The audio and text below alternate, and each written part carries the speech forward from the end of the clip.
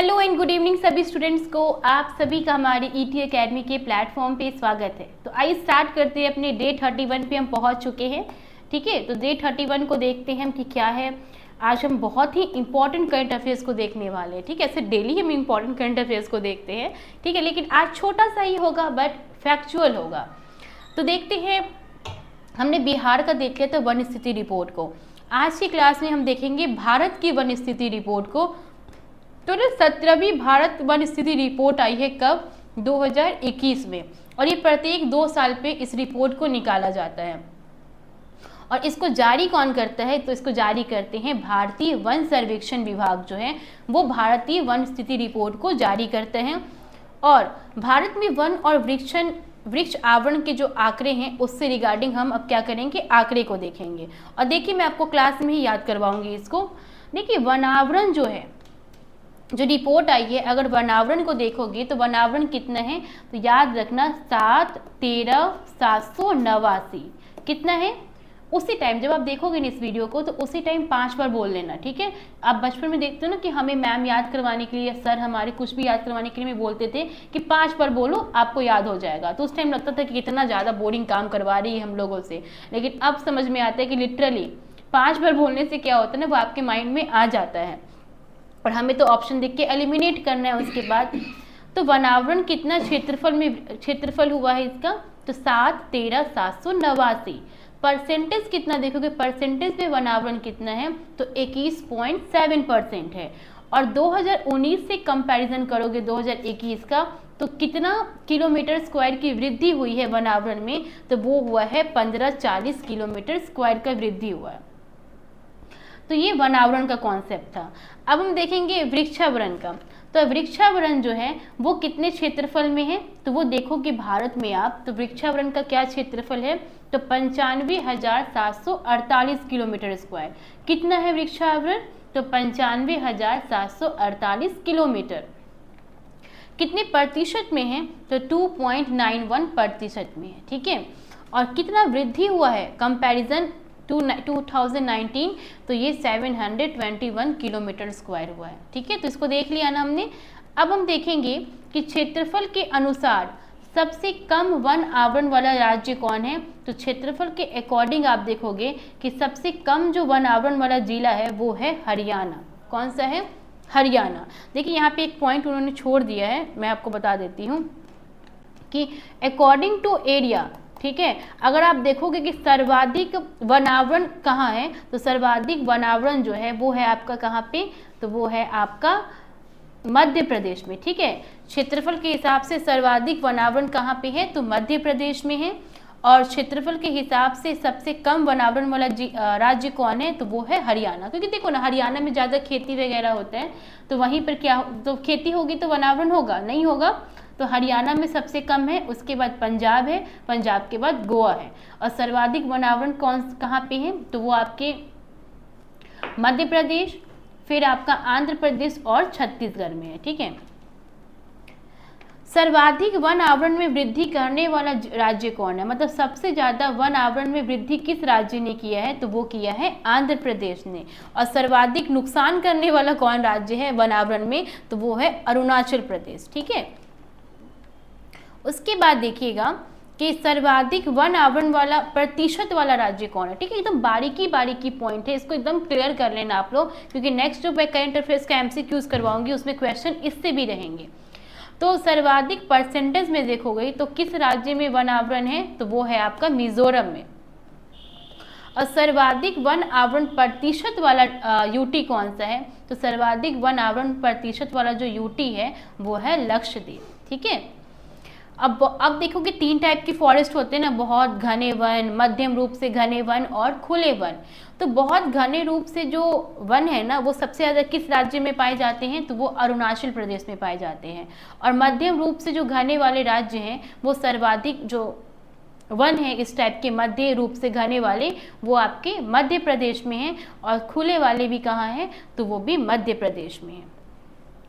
अगर हम mangrove one की बात करें तो देश में कुल जो मैंग्रोव वन है वो 4992 है। ठीक है, 4992 किलोमीटर स्क्वायर जो है हमारे देश में मैंग्रोव वन है। और देश के कुल भौगोलिक क्षेत्रफल का 0.5% है। 0.15% जो है वो कुल क्या है, भौगोलिक क्षेत्रफल का परसेंटेज है मैंग्रोव वन का। अगर 2019 की तुलना में देखो तो 2021 में जो मैंग्रोव वन का क्षेत्रफल है उसमें इंक्रीजमेंट जो हुआ है वो 17 किलोमीटर स्क्वायर का हुआ है। और अभी देखना, आप लोग ये बताइएगा मुझे कमेंट करके, ठीक है, क्योंकि मैं इसलिए होमवर्क देती हूँ ताकि आप लोग थोड़ा एक्टिव होकर क्लास को देखिए। मैंग्रोव पौधारोपण के लिए सरकार के द्वारा कौन सी योजना शुरू की गई है, तो आप लोग मुझे कमेंट करके बताइएगा। अगर आप देखोगे अकॉर्डिंग टू एरिया सर्वाधिक मैंग्रोव वाला कौन सा राज्य है, तो सर्वाधिक मैंग्रोव क्षेत्रफल वाला राज्य जो है वो पश्चिम बंगाल है, ठीक है। और सर्वाधिक मैंग्रोव वृद्धि करने वाला राज्य कौन है, तो वो है उड़ीसा। मतलब सबसे ज़्यादा ग्रोथ किसने किया है मैंग्रोव में, तो वो किया है उड़ीसा ने। अब चर्चित पुरस्कार को देखते हैं। यहाँ से एक प्रश्न आ ही जाते हैं, कल मैं बोल रही हूँ, लास्ट ईयर आपने देखा था कि पूछा गया था मैन बुकर पुरस्कार के बारे में, ठीक है, तो पुरस्कार से क्वेश्चन आ ही जाता है। 32वां सरस्वती सम्मान किसे मिला है, तो ये तमिल लेखिका है शिव शंकरी। उनको उनकी पुस्तक सूर्यवंशनम के लिए जो है 32वां सरस्वती सम्मान दिया गया। अब देखो तीनों भगवान जी का ही नाम है, सरस्वती, शिव शंकर, सूर्यवंशनम। सरस्वती जी, शिव जी और सूर्य जी, तो इसको इस तरीके से आप याद रखना। 32वां व्यास सम्मान किसे मिला है, तो ये ज्ञान चतुर्वेदी को मिला है, जो कि हिंदी लेखक है। इन्होंने इतनी ना पढ़ाई की, इतनी ना ज्ञान अर्जन किया कि ये पागल हो गए। याद करने के लिए मैं बता रही हूँ, ऐसा समझना मत, सच बात है, ठीक है। तो इन्होंने ज्ञान चतुर्वेदी की जो कृति है पागल खाना, उसके लिए इनको व्यास सम्मान से सम्मानित किया गया है। नेक्स्ट है साहित्य अकादमी पुरस्कार। इससे तो प्रश्न पक्का बनने वाले हैं जहाँ तक मुझे लग रहा है, ठीक है। बद्री नारायण, इनको ना हिंदी भाषा के लिए साहित्य अकादमी पुरस्कार दिया गया है। इनकी जो कृति है ना तुमरी के शब्द, उसके लिए इनको जो है हिंदी भाषा के लिए साहित्य अकादमी पुरस्कार दिया गया है। मैथिली भाषा के लिए जो साहित्य अकादमी पुरस्कार दिया गया है वो अजीत आजाद को दिया गया है, ठीक है, आजाद, ठीक है। इससे याद रखना, पृथ्वी में पेन ड्राइव इनकी कृति है, तो पृथ्वी को इन्होंने आजाद करवा दिया है। किसने, अजीत ने। इस वजह से इनको मैथिली भाषा के लिए साहित्य पुरस्कार दिया गया है।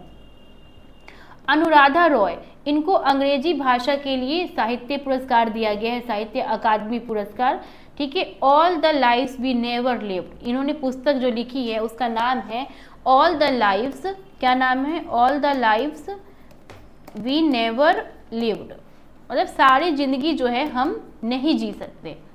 इस कृति की रचना की है उन्होंने। नेक्स्ट है कि 32वां बिहारी पुरस्कार। जो ये 32वां बिहारी पुरस्कार मिला है, ये किसे मिला है, तो ये मिला है डॉक्टर माधव हाडा को। किसको मिला है, डॉक्टर माधव हाडा को जो है 32वां बिहारी पुरस्कार मिला है। इनकी कृति क्या है, तो पचरंग चोल पहन सखी रे, ठीक है। तो ऐसे याद करना कि डॉक्टर माधव हाडा को उनकी किस कृति के लिए बिहारी सम्मान मिला है, तो 5 रंग का चोला पहन सखी रे। उसके बाद है बुकर पुरस्कार 2022। जो बुकर प्राइज इस बार दिया गया है 2022 में, वो श्रीलंकाई लेखक है जिनका नाम है शेहान करुणातिलका। तो शेहान करुणातिलका को क्या मिला है, तो बुकर प्राइज 2022 से सम्मानित किया गया है। किस उपन्यास के लिए, उनके the 7 moons of Mali Almeida, ठीक है, अमीडा, ठीक है। तो द 7 मून्स ऑफ माली अमीडा के लिए, अमीडा नहीं है ये अल्मीडा है, अल्मीडा के लिए उनको बुकर पुरस्कार 2022 से सम्मानित किया गया है। किसको, तो शेहान करुणातिलका को। हम्बोल्ट रिसर्च अवार्ड 2022, ये जर्मनी का प्रतिष्ठित अवार्ड है। किसको मिला है, तो दिल्ली के ना प्रसिद्ध वैज्ञानिक हैं उनको जो है, जिनका नाम है प्रोफेसर इंद्रजीत सिंह, उनको हम्बोल्ट रिसर्च अवार्ड से सम्मानित किया गया है। गांधी शांति पुरस्कार लास्ट टाइम बांग्लादेश के व्यक्ति को मिला था। इस बार जो है गांधी शांति पुरस्कार जो है वो गीता प्रेस जो गोरखपुर में है, गोरखपुर में अवस्थित गीता प्रेस को जो है क्या मिला है, तो गांधी शांति पुरस्कार दिया गया है।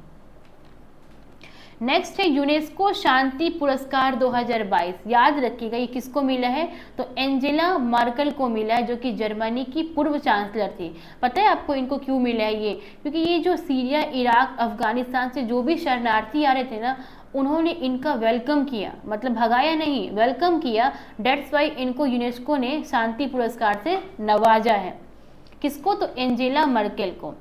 गांधी मंडेला पुरस्कार, 2 पुरस्कार आप पढ़ो गांधी से रिलेटेड। एक गांधी शांति पुरस्कार है जो गीतापुर प्रेस को मिला है, गीता प्रेस को, और एक है गांधी मंडेला पुरस्कार जो किसको मिला है? तो वो मिला है दलाई लामा को, जो कि हिमाचल प्रदेश के राज्यपाल के द्वारा इनको दिया जा रहा है।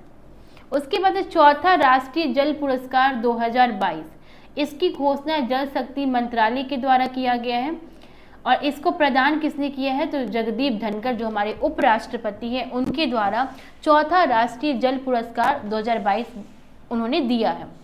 तो सर्वश्रेष्ठ प्रदर्शन करने वाला राज्य कौन है राष्ट्रीय जल पुरस्कार में? तो वो है मध्य प्रदेश। अगर जिला के बारे में पूछा जाए कि चौथा राष्ट्रीय जल पुरस्कार में सबसे अव्वल जिला कौन है, तो गंजम जिला है जो कि ओडिशा में है। अगर ग्राम पंचायत पूछे आपसे ग्राम पंचायत कौन सा अव्वल है, तो वो बोलोगे जगन्नाथपुरम जो कि तेलंगाना में है। तो इस तरीके से आपका आज का जो क्लास है यहीं पे समाप्त हुआ। आप मुझे कमेंट करके बताओगे कि मैंग्रोव पौधारोपण के लिए कौन सी योजना शुरू की गई है गवर्नमेंट के द्वारा। ठीक है, कमेंट सेक्शन में जरूर बताइएगा। फिर मिलते हैं कल अपने नए टॉपिक के साथ। तब तक के लिए सभी को bye, good night, thank you.